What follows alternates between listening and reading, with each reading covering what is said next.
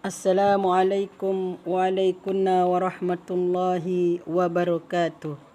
Channel Rahmi Naila Hiburan dan Dakwah kali ini ingin menyoroti tentang satu tema yang belum saya angkat ke permukaan, yaitu siapakah gerangan orang-orang yang beruntung dalam pandangan Allah Subhanahu wa taala.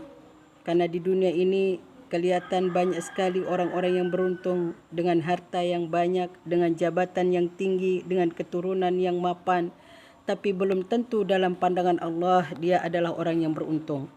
Lalu siapakah orang yang beruntung itu, pemirsa channel Rahmi Naila Hiburan dan Dakwah?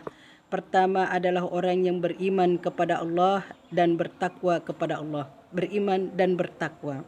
Ketika dia beriman kepada Allah, dia meyakini akan kebenaran Allah, kebenaran Islam. Qaulun bil lisani wa tasdiqun bil qalbi wa amalun bil arkan, dan dia melaksanakan perintah Allah dan menjauhi larangan Allah. Tidak hanya sekadar beriman, tetapi dia bertakwa kepada Allah dengan menjalankan perintahnya dan menjauhi larangannya.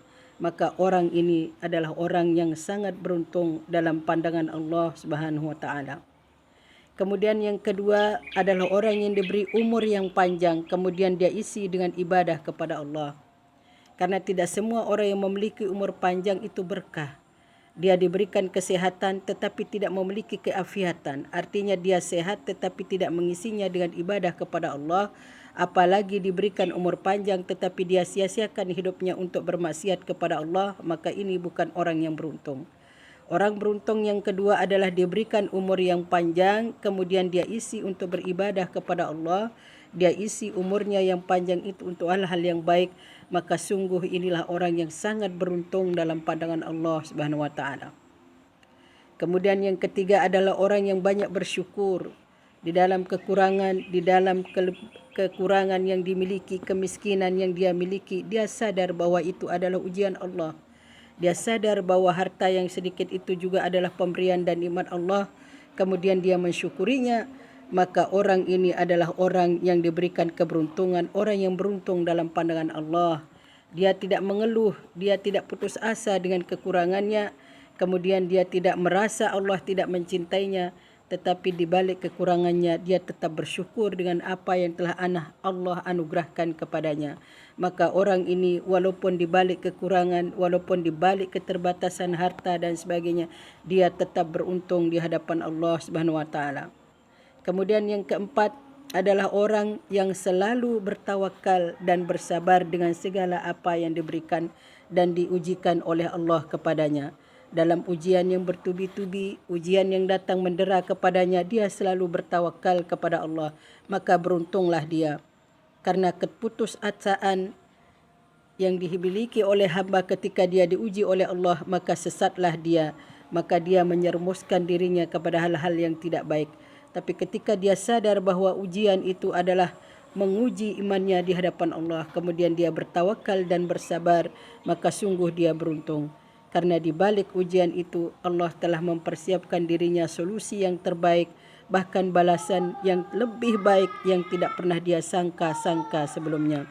Maka orang yang senantiasa bertawakal dan berserah diri kepada Allah serta bersabar dengan ujian-ujian Allah, maka sungguh dia adalah orang yang sangat beruntung di hadapan Allah Subhanahu wa taala.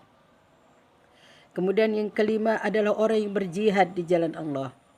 Karena tidak semua orang bisa melaksanakan jihad, dan jihad ini berat, lebih-lebih dengan menggunakan nyawa dan harta serta segenap kemampuannya untuk berjihad di jalan Allah.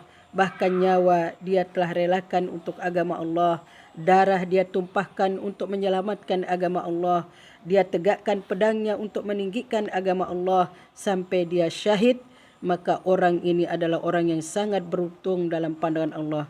Maka tiada lain balasannya adalah syurganya Allah Subhanahu wa taala dan mendapatkan Jannatul Firdaus, surga yang tertinggi bagi orang-orang yang berjihad di jalan Allah.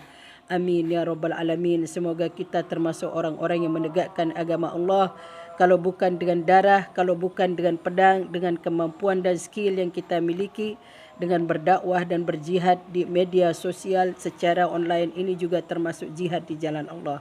Karena itulah kemampuan yang kita miliki. Kemudian yang keenam adalah orang yang dermawan.